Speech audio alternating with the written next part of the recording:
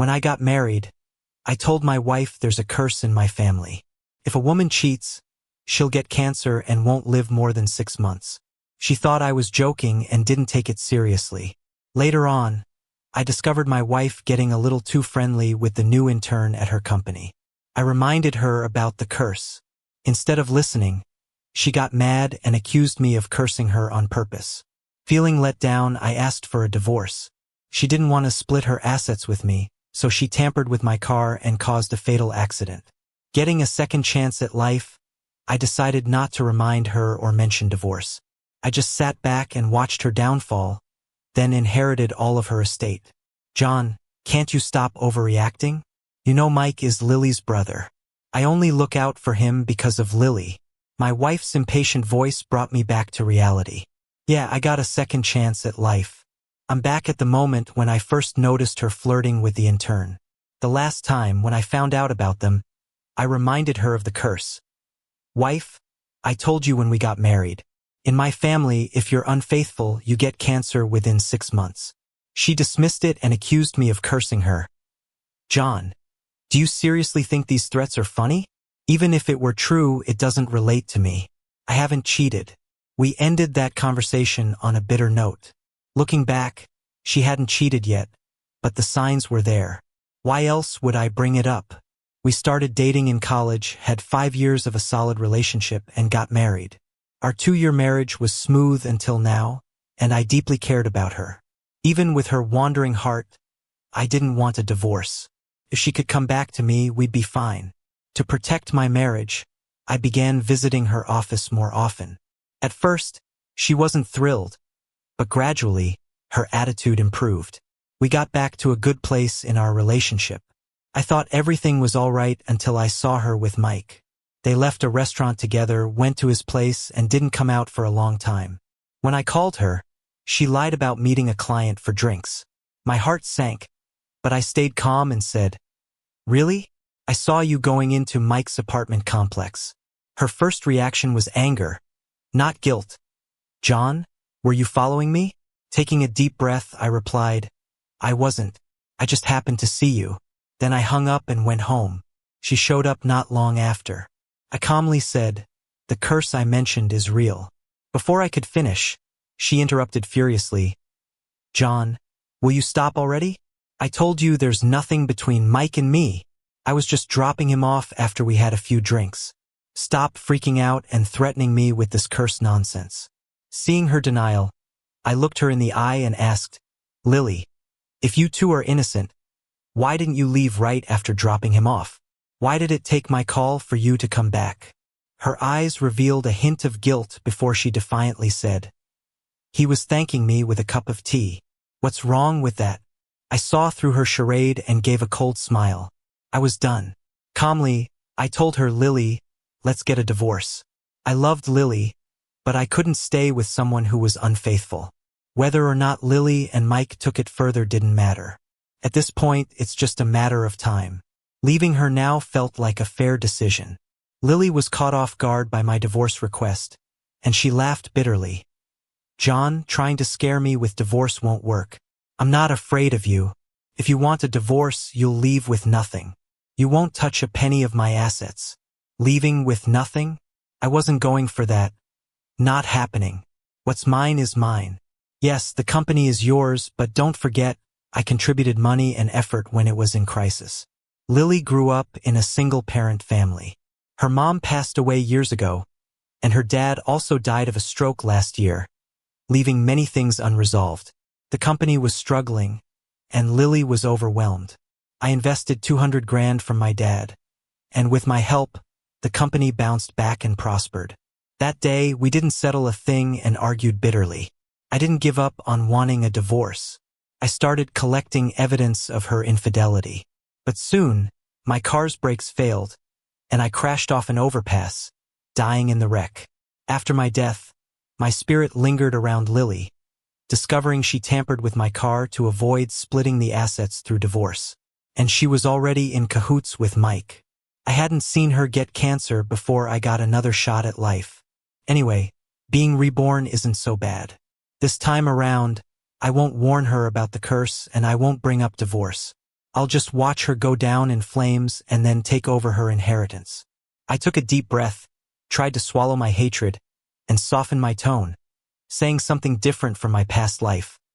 All right, no need to be angry. Honestly, I didn't know Mike was your bestie's brother.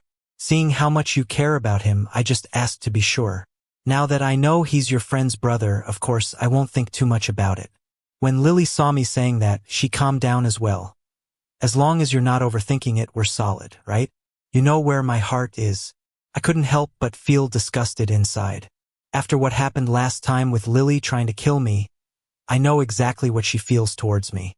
Even though she hasn't thought about it yet, she did in the past life, so it's just a matter of time this time too. I let Lily and Mike's little affair develop without getting involved. And without my interference, things between them progressed even faster than before. Lily would use business dinners as an excuse to have dinner with Mike. On Mike's birthday, she'd gift him expensive accessories and watches. When going on business trips, she'd take Mike along, staying in the same hotel room. Even though I let their relationship progress, I hired a private detective to keep an eye on them. And besides uncovering their relationship, the detective found out some hidden things about Mike and his family. Turns out, Mike is indeed Lily's brother, but not by blood. He's the son of Lily's stepmother. Plus, their relationship is totally inappropriate. The detective snapped photos of Lily leaving Mike's apartment multiple times in the morning. There were even shots of them kissing in a car in the underground parking. More so, Lily was not just aware of Mike's schemes. It seemed like she actually placed Mike around me on purpose. Clearly, the two siblings had their eyes on more than just Lily. They wanted the company too. If they were just after Lily, fine. But if they're targeting the company, not gonna happen. The company is gonna be mine. Lily's company is a design firm, and I only have a designer position there in name, rarely involved unless needed. But since I'll be taking over sooner or later, I started showing up at Lily's company often. Lily figured I must have picked up on her and Mike's thing, and it made her a bit nervous and upset. She couldn't stand the idea that I didn't trust her, even if she had something going on with Mike. Ha! Talk about double standards. You keep coming to the office lately. Are you suspecting something between me and Mike? Lily asked, pretending to be mad for being doubted. I feigned surprise, then explained, "What are you talking about? If I say I trust you, I do trust you. I just got an exciting project I wanted to try out." To keep Lily from getting suspicious, I did take on a promising design project. Hearing that I was just working, Lily didn't say much more. As long as I brought in jobs and money for her company, she was happy. But Mike, whenever he saw me, his eyes were filled with discontent. Despite his progress with Lily, at the end of the day he was just a hidden lover, so naturally he was jealous of me. So whenever he got the chance, he'd make things difficult for me on purpose. While I was in the break room getting water one day, I ran into Mike. We weren't strangers, as I'd seen him a few times during dinners with Lily, but we weren't close. Mike was really handsome, your typical sunny, charming guy that girls want to protect. No wonder even someone as picky as Lily fell for him. But guys like him are never really good news. Otherwise, he wouldn't be Lily's side fling. Mike, pretending not to see me, bumped into me on purpose and managed to spill coffee all over me. Then, acting startled, he bent over apologetically. "I'm sorry, that was an accident." With his innocent and pitiful look, anyone who didn't know better might have thought I was bullying him, but I saw right through his little game. Even though I was annoyed, I kept my cool and smiled, saying, "No worries, I know it wasn't on purpose. I'll just go change." Hearing this, Mike was caught off guard. He wanted to rile me up and make me lose it so Lily would hate me, but he didn't expect me to just let it go. "What's going on?" Lily came out, hearing the commotion. Mike, with those innocent eyes, was about to say something when I jumped in. "Oh, nothing really. Mike just accidentally bumped into me and spilled coffee on me and apologized." I told him not to worry about it. With all the coworkers around watching, Mike couldn't deny it. "Be more careful next time," Lily said, reminding Mike. In front of me, Lily wouldn't openly side with Mike, in case I grew suspicious. As long as it was just Mike, Lily wouldn't make a scene over another guy unless I messed with her interests. Yes, Lily, Mike replied. Mike responded, but inside he felt really hurt because Lily didn't stand up for him. Later that afternoon, Lily made up an excuse about having plans and didn't come home for dinner. Instead, she was out with her side piece. So when I was leaving work, I ran into Mike. He flashed me a smug and provocative look. What a fresh out of college kid. He doesn't even know how to hide all those emotions. But to let their relationship develop smoothly, I just pretended I didn't notice anything. Anyway, since Lily's already practically cheated, getting cancer is just a matter of a month or two. Sure enough, not long after, Lily started feeling stomach discomfort, lost her appetite, and had indigestion. I definitely wasn't going to suggest she go to the doctor. Instead, I made all sorts of stomach-friendly food for her to ease the discomfort, so she wouldn't notice something was wrong. Even if Lily found it early and got treatment, it wouldn't help. This wasn't any ordinary cancer. It was a cursed cancer, and once it hits, there's no cure. It would claim her life in 6 months. I just didn't want her to be prepared for it. Even though Mike knew he shouldn't let me know about his thing with Lily, he still couldn't resist getting my attention. Around noon, as I was leaving the office, I saw Lily and Mike getting back from outside in the parking lot. Suddenly, Mike yelped and fell towards Lily. She instinctively caught him but pushed him off as soon as she spotted me. Mike, as if he's scared I'd misunderstand, quickly explained, "John, don't get the wrong idea. There's nothing between me and Lily. I just twisted my ankle, and Lily was just helping me." He says don't get the wrong idea, but inside he hopes I do, so I'd have a big fight with Lily. That way she would resent me. I gave a little smile and said, "Look at you acting like I'm super jealous. I saw you twisted your ankle. Lily was just helping. If she hadn't, I'd think she was lacking in grace." Seeing I wasn't upset, Mike was disappointed. But then he started mocking me for being unaware of their betrayal. I wasn't bothered. Lily seemed relieved I didn't misunderstand and explained, "I just ran into Mike after finishing an errand, so I brought him back to the office." I nodded with a smile, pretending to believe her. Though Lily kept a professional distance with Mike at work, Mike would intentionally act close to irritate me. The employees noticed something was off and started gossiping about Mike and Lily's relationship.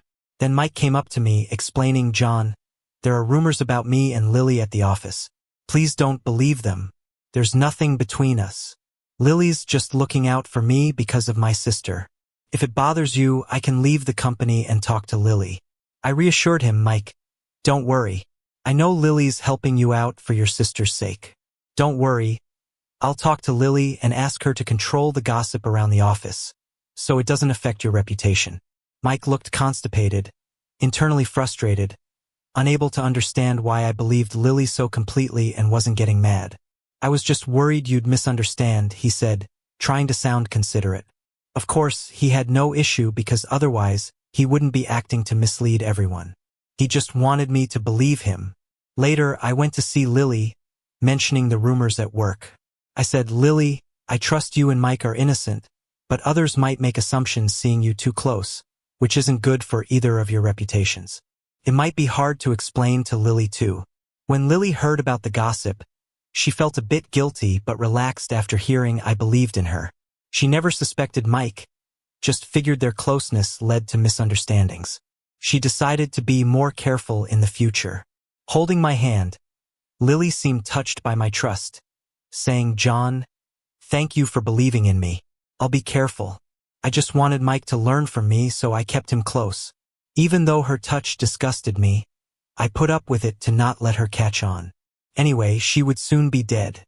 The next day at lunch, Lily's friend showed up at our company and, in front of everyone, said, "Lily, has my brother been any trouble while interning here? If he's messed up, just tell him off. Don't hold back because of me." Hearing this, the employees realized they misunderstood Mike's relationship with Lily. Turns out, Lily was just being kind to her friend's brother. After this, nobody gossiped anymore. This was a setup Lily orchestrated for show. But Lily didn't know that Lily already knew about her relationship with Mike. She felt really guilty for not telling Lily about it. So lately, every time Lily needed help, She'd lend a hand without any excuses. It wasn't a big deal, and Lily didn't really mind. Mike was a good student, not causing any trouble. That's good, Lily said. By the way, I wanted to ask for your help with something. If you're free, let's grab lunch together. Sure, I'm free, Lily replied. They headed to a nearby restaurant for lunch. Lily seemed conflicted, like she wanted to say something but held back. Seeing this, Lily said, Lily, just tell me what's going on. You don't need to feel awkward with me. Lily sighed and said, I've asked for your help a lot recently, and honestly, I feel a bit embarrassed. But I don't know who else to turn to. I'm eyeing a project and I'm short on funds, so I wanted to see if I could borrow some money from you. I'll pay you back as soon as the funds come in. How much do you need? Lily asked. 100,000, Lily said. Okay, I'll transfer it to you later, Lily agreed readily. It wasn't a small amount, but it wasn't huge for her either. Relieved, Lily promised, Thank you so much. I promise I'll pay you back soon. Privately, John had already suspected Lily and Mike's intentions for being close to Lily, so he wasn't surprised when the private detective sent him their recorded conversation. In the afternoon, Lily didn't go back to the office. Instead, she went to her apartment with Mike. John acted like he didn't know anything and let them be. Mike was grateful to Lily for lending money to Lily, so they both headed to her apartment and got pretty close. That evening, Lily came home exhausted.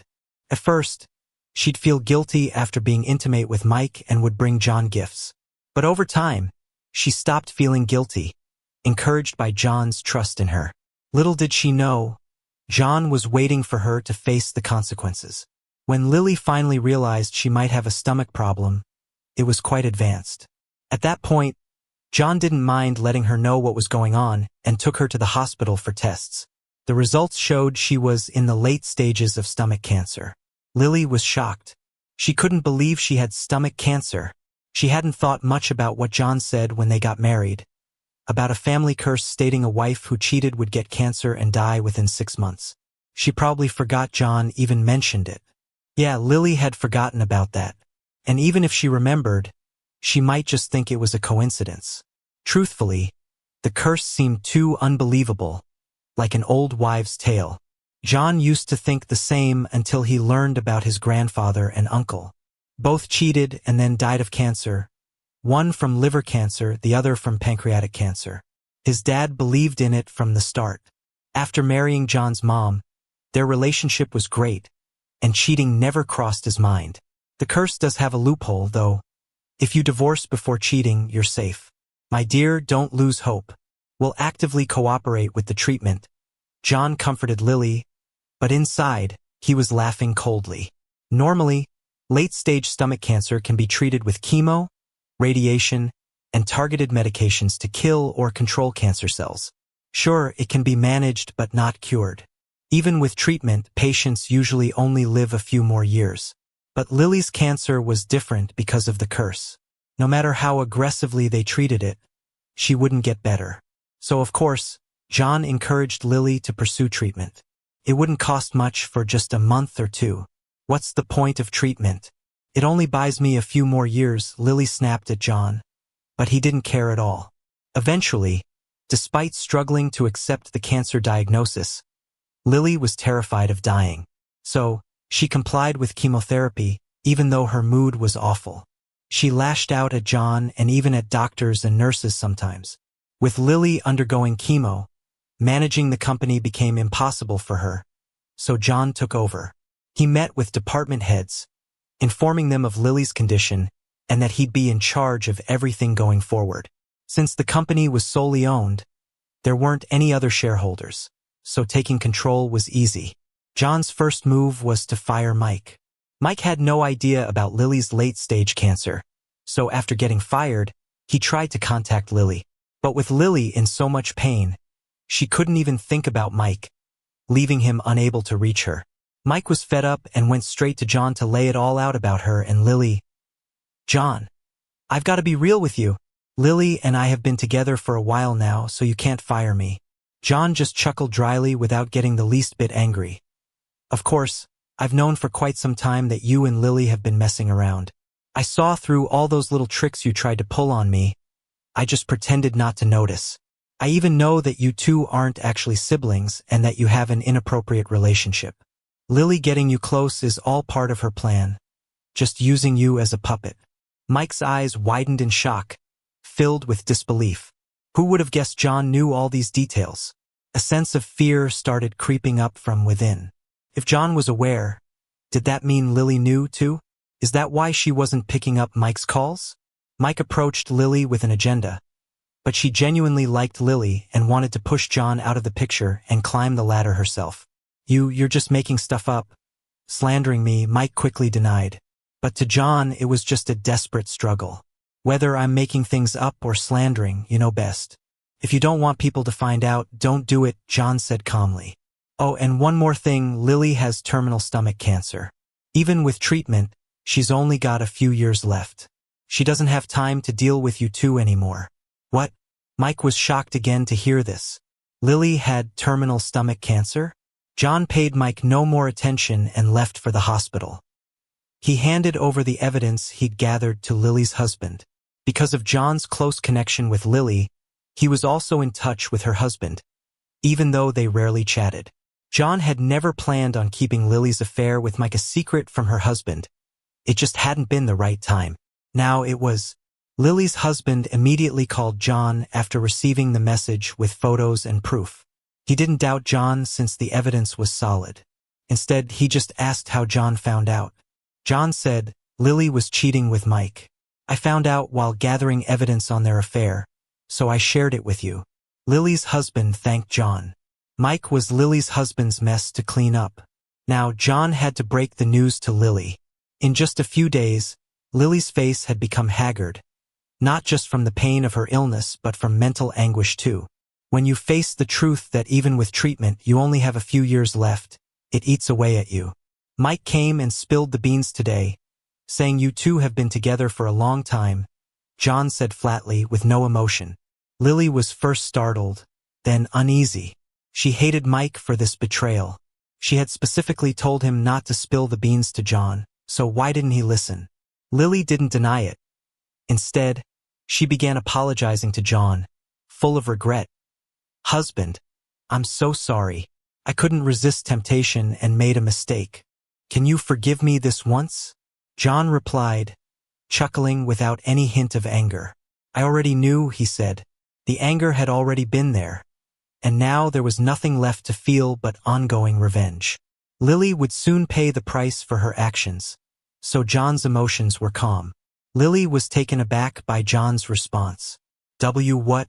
You knew already?" "Yes. When I first noticed the ambiguous relationship between you and Mike, I suspected infidelity. So, I hired a private investigator and looked into it," John explained. Hearing this, Lily was beyond angry. She shouted at John, "What? You hired a private detective to dig into my life? What's wrong with cheating? Lots of wealthy women have men on the side. As long as I come home and don't divorce you, so what?" With the secret out, Lily felt justified. John didn't answer directly but questioned her instead. "Guess what else I found out?" Without waiting for her response, he handed Lily a file with evidence of her with Mike. The first page contained a photo of Lily passionately kissing Mike, and Lily's attention was instantly captured. Then her chest filled with an even stronger anger. Lily could barely tolerate her own betrayal, but Mike's betrayal was a whole other level, even if he was just her side piece. John kept pushing. Lily and Mike aren't real siblings. Mike came with her stepmother, and they have an inappropriate relationship. Plus, Mike was purposely placed by Lily's side as a pawn. Lily was left in disbelief, unable to accept the betrayal from her supposed best friend teaming up with her lover. In a rage, blood spewed from her mouth, and she passed out. John stayed, waiting for Lily to wake up once more. But when Lily woke up again, the way she looked at me changed. First, she was surprised, then furious. She lunged at me as if she wanted to kill me. Luckily, Lily was too weak to reach me. "John, why are you alive? Weren't you supposed to be dead?" She blurted out, but halfway through, she paused, her eyes filled with suspicion. I realized right then, she had been reborn too. I wasn't scared, though. I actually thought it was good. Now she could understand why I was getting back at her. It's more meaningful than just listening to me when she couldn't remember. Lily stared at me coldly, like a viper, and asked through gritted teeth, "Did you have something to do with my stomach cancer?" I didn't answer directly and asked back, "Why do you think that?" "Because you said your family has a curse. Marry and cheat, and the woman will get cancer and won't make it past 6 months." She was sneering as she said this. I chuckled lightly, amused, and said, "Yeah, I did say that. But you didn't believe me, so you cheated. Why the hell didn't you warn me this time?" Lily yelled at me. Yes, she had been reborn, but she felt no guilt for having killed me last time. She was mad that I didn't warn her this time around. "If I reminded you, would you have listened?" I asked mockingly. "You would have just said I was cursing you. Even when I asked for a divorce, you didn't agree. Instead, you messed with the brakes on my car so I'd crash and die." Lily stiffened. Shocked, I knew it was her plan. Last time, she didn't believe the curse and ignored my warnings. She cheated anyway, and when she actually got cancer that couldn't be cured, she didn't survive 6 months. She thought it was a coincidence until she woke up this time, found herself alive while I was fine, yet she still had cancer. She guessed I had been reborn too. And this time I didn't warn her about the curse and watched as she cheated and got cancer. After reliving the cheating and cancer, she had to finally believe it was real. But she couldn't accept it. Why not let her be reborn a little earlier so she could have divorced me before cheating? Suddenly, Lily looked at me, almost pleading, "John, since it's your family's curse, you must know how to fix it, right? If you can help, I'll divorce and give you half my assets." She was willing to split her assets to stay alive. I sneered, "Even if there was a cure, which there isn't, why would I help you? Do you think I'd be cool with you killing me last time? Besides, once you're dead, all your assets are mine. Why settle for half with a divorce?" Lily fumed, "You're fine now, aren't you?" She didn't believe the curse was unbreakable and figured I was letting her die on purpose. I countered, "Just because I survived doesn't erase what happened. Unless we get another do-over, this lifetime you're stuck with my payback. It's actually great you came back too. Now you know exactly why you ended up here. Makes my revenge sweeter." "You." Lily glared at me, wishing she could kill me, but she couldn't do anything at that point. Since Lily had been reborn, I stuck around to watch her, ensuring she couldn't pull any tricks while I was gone. Lily wanted to seek help, but with me keeping an eye on her, she had no chance.